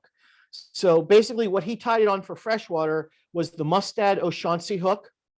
And for saltwater, on the saltwater stainless version, which is the 34007. It's a short shank, wide gapped hook. I tie it on the B10S Stinger by Gamatsu. This is one of the times, and also similar to, like one of Kirk's patterns or pattern that I learned from Kirk, the shimmering minnow. This is one of those things, you're not going to lose a lot of these flies. You're tying them on pretty stout tippet. You're generally fishing them on shorter leader. You don't have to worry about breaking it off or leader shy fish. The fish that eat these things are angry and hungry. I like a good hook. The points on these Gamatsus are insane, and they don't dull very easily. And because I'm never going to lose, I very rarely lose them. I don't care about it. I'm going to lose all of the materials on the fly long before I lose the fly itself. So I'm going to put the hook in here and I'm going to start my thread. Again, I like red, so I tend to tie these with red thread. I'm going to start right behind the eye, and I'm going to wrap only back about half of the hook shank. So I'm only going to cover about half of the hook shank. I'm going to come back in here with this Flashabou again, and I'm going to grab probably 2 strands. I'm going to wrap my thread after I put that body down back up to the eye. I'm going to take my Flashabou and I am going to fold it over the thread. Again, this gives me control over my tie-in point. And I'm going to tie in just behind the eye. And then I'm going to wrap backwards, and I'm trying to keep, I want to keep the Flashabou on top of the hook. I don't want it to wrap around or move. I want it to stay on the top of the hook. And then once I've got it down, I'm going to build a decent little thread base here. Again, for me, I like when the red shows through. I am going to kind of pull these out. I'm going to cut them off in a couple of minutes. And I'm going to tie, again, a quick pattern would be to use white, although you could use many other colors. I'm going to come in here and I'm going to find one of these blood quill marabou feathers from Colin. And I think, Jack always tied with blood quill. And I think the reason to tie with blood quill is you get these longer fibers and the stem is very flexible. The stem is very flexible. You don't get a hard stem. So it makes it easier to tie the feather on. It makes it easier to proportion the body. I'm not really worried about length of the fibers. I don't care. The fibers can be, somewhere in the 1.5 to 2 times the hook shank length. I don't care. They don't have to be short. They should be a little bit longer. I tie in by the tip again. In this case, I am not going to peel off one side, although quite honestly, I could. But what I'm going to do is I'm going to come in here kind of a little bit in front of the halfway point. And I'm going to tie in the tip here.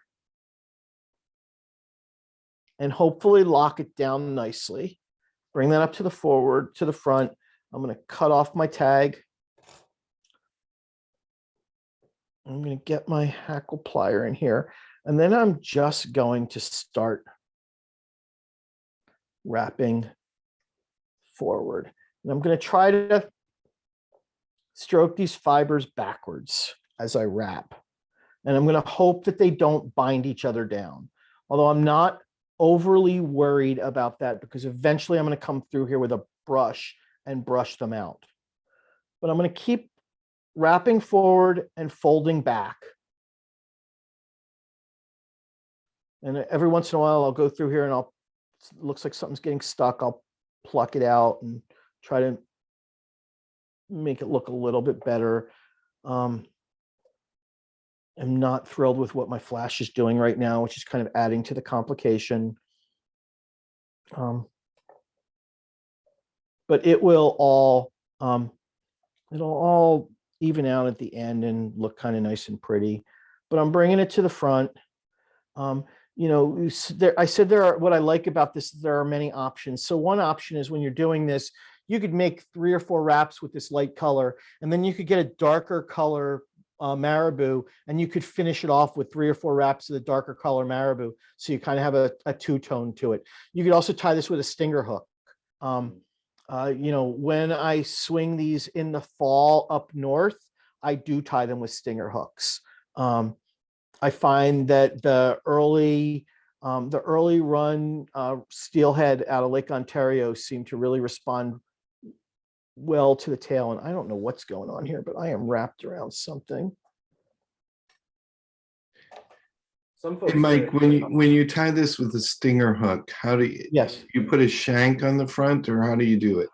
I would then use something like, I mean, you can use the shanks. I tend not to use a lot of the shanks, Kirk. I'll just find like, I would use like a 3366 as the shank. And then I would tie my stinger off the shank of the 3366. And then when I'm done tying it, I would cut it off at the bend. Yeah, so you just use a sacrificial hook. I use a sacrificial hook. Yeah. Yeah, Like okay. and it doesn't matter what the sacrificial hook is. I might use a 3366. I might have at one point in time, I might have bought a whole bunch of like 6X long streamer hooks that I don't use for anything. Yeah. And instead of throwing them off, I might use them as a sacrificial hook. So that's basically what I would do.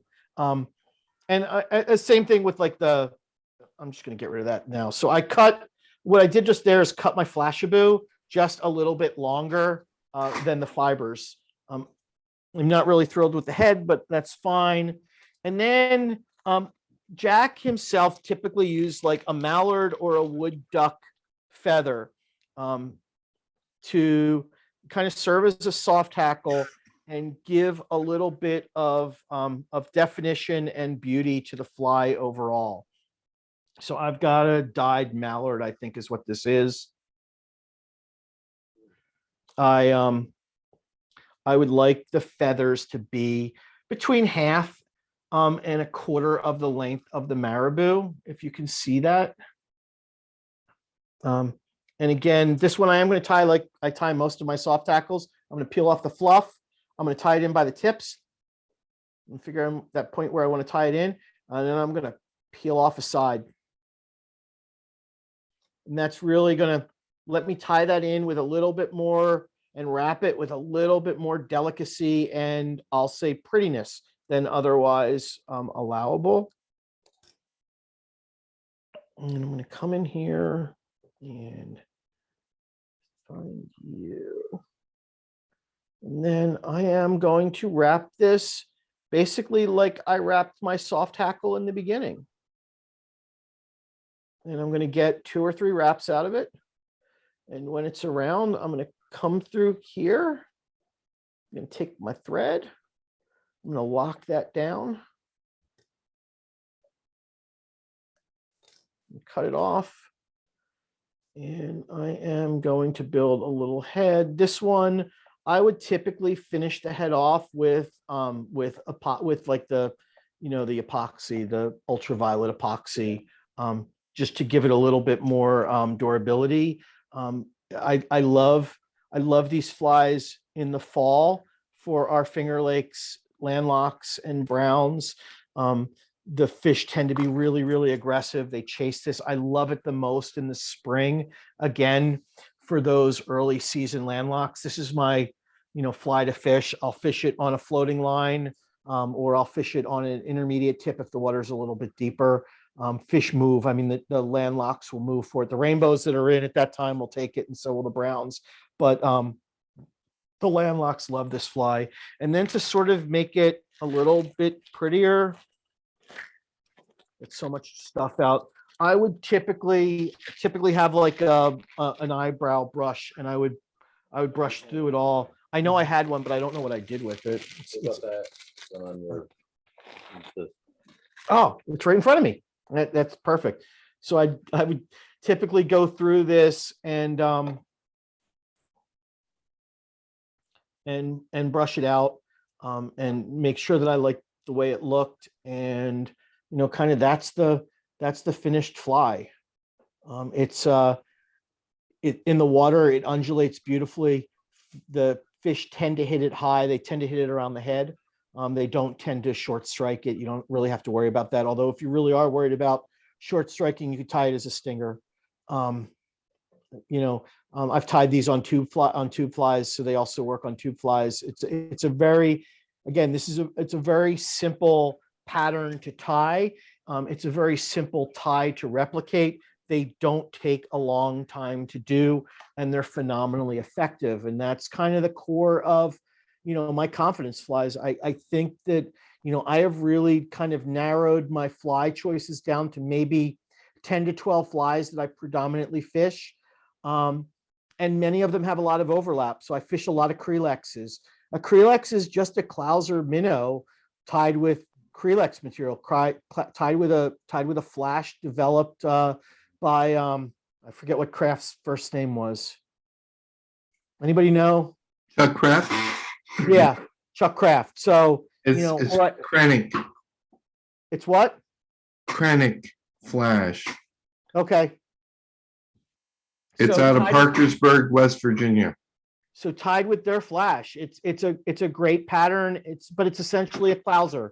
I tie a double bunny, which is a Scott Sanchez pattern, which is essentially a clouser tied with rabbits.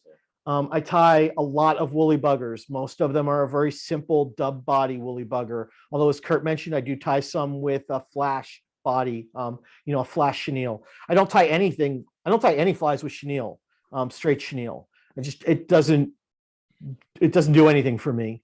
And I don't find that I lose anything from it. I don't tie a lot with, I don't tie a lot of hackle on my woolly buggers, although some of the bigger ones I do tie hackle, although I'm just as likely to use some kind of artificial hackle as I am to use feathers. And I tie a lot of soft hackles and all sizes. from those smaller ones to something like the Gartside soft hackle that might be tied on in this case, on a size 6 hook. And I've taken them saltwater fishing and I've tied them, on like 2s and 0-aughts, so I've tied really big Gartside soft hackles and used them, not far offshore, but used them on, inshore species. I think I was talking to Matt about this a couple times over the past couple weeks.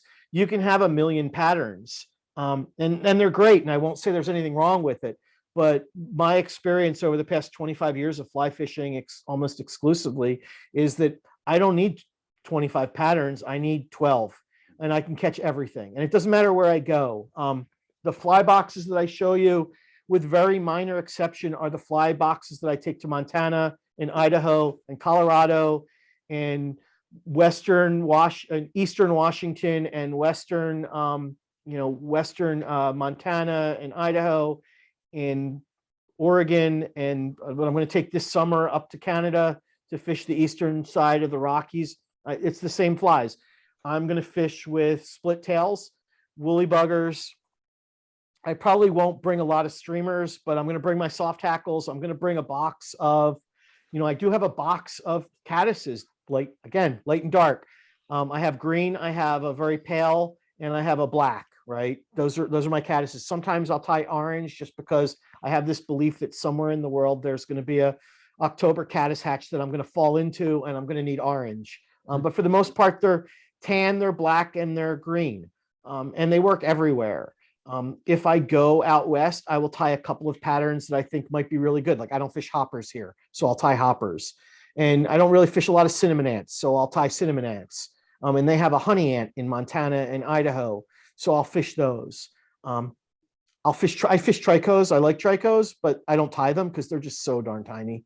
And we don't really have as many good trico hatches near me as we had prior to 2011. The flooding in the summer of 2011 devastated tricos on Lake Cuda Creek.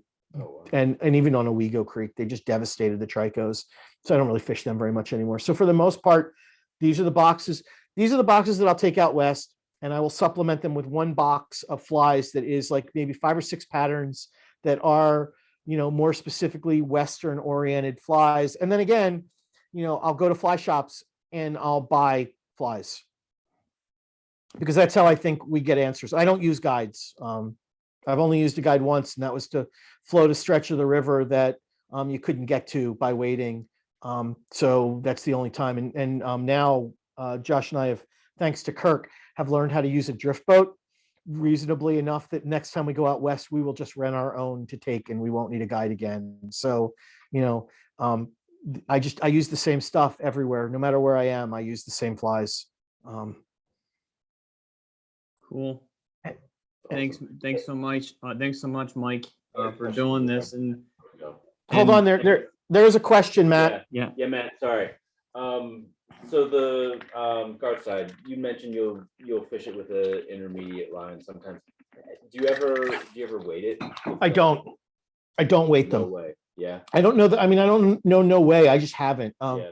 The way they move in the water is so perfect that I don't know that I'd want to figure out how to make them move that well with weight. Because you'd have to, I think, in order to maintain the way they float in the water, if you wanted to use weight, you'd have to find that point on the hook that you could create it like a balanced minnow, so that the weight puts it down but doesn't tip it one way or the other. And right there, you've gotten into the world of way too complicated for me to want to do. I mean, maybe not now, right? Like my oldest graduated college, my middle is in college, and my youngest is in high school. So maybe now I could figure out how to do it. But in the world of quick and easy, no, I don't need it. If I really want it to go down, I'll use an intermediate tip line, and that'll get me down. How about a sink tip with them? Oh, absolutely. You could absolutely use a sink tip with them. If I throw these in the lake, I'll tie them even bigger. They'll tend to be articulated, and I'll tend to throw them with a sinking line of some type. In our lake, I tend to throw an intermediate tip line, and I will put I'll put a fast sink or a slow sink, type 3 or a type 6, like one of those airflow tips on top of the in front of the intermediate to help get it down. But I don't weight these at all. I guess you could, very easily, if you were interested in the jigging action, you could very easily tie this with like a cone head. But I haven't, so. One thing I noticed, Mike, on your soft hackles, and not that it matters, but you don't use silk. You just look like you use standard thread, right? I am, I'm using standard thread. Yeah. Yeah. I'm using, I really like, I like the Vivus thread. I find that it tends to be thinner and stronger than comparable threads. So I feel like this Vivus 8.0, if you can see it, is a much thinner diameter than other 8.0s, and I feel it has a higher breaking strength than other 8.0s. I like it a lot. I like the Vivus products. So yeah, I don't use silk. And typically, I think, wouldn't you normally, Matt, use the silk for the body? Yeah, I use it for me personally. I use it as my body, which is also my thread. I use it like that. I don't use it as a, some folks, like I know Joe uses a thread and then uses the silk floss to overlay it on the body. But I use the small Mattarelli thing, and I actually use it as my body and my thread, and I just whip them off like that. But I just I use the Vivus. I generally use red, although I've got pink and yellow and beige. I've got a million colors of thread. Yeah. And the joy of using that pearl flash, right, is whatever color I tie the body, it will show through that pearl flash. Right. Cool. So it works really nicely. The thing about my soft hackles, though, is for the most part, they're not a silk or a floss body, right? They're a flash of some type. Yeah. My exceptions would be, I do tie some with a pheasant tail body, and I do tie some with a very tightly dubbed hare's ear body, and a really, really, really, really ultra thin gold wire to wrap. Okay. But that's maybe maybe a dozen of each. Where with respect to the colors, the basic pearl bodied soft hackle, I probably have 2 or 3 dozen of them in 12s, 14s, 16s, and 18s. And then some other colors, I probably have a dozen or 2 of each of those colors as well. Which really, that pearl flash is really, to me, that's kind of the standard color. It works for everything. Yeah. Cool. Well, does anyone else have any questions for Mike? All right. Well, I think it's 9 o'clock. So thank you all for your time. Yeah. It was good seeing all of you. It looks like Baxter, I hope you're enjoying the Carolinas. Let's see. Is he on here still? I think he's on here still. Yeah, Baxter's there. Hey, Baxter. Baxter, come on, turn on the volume, say hello and goodbye. And then I can tell Josh I talked to you, and he'll be upset. All right. You're causing more damn trouble. I'll tell Josh that I talked to you today and that you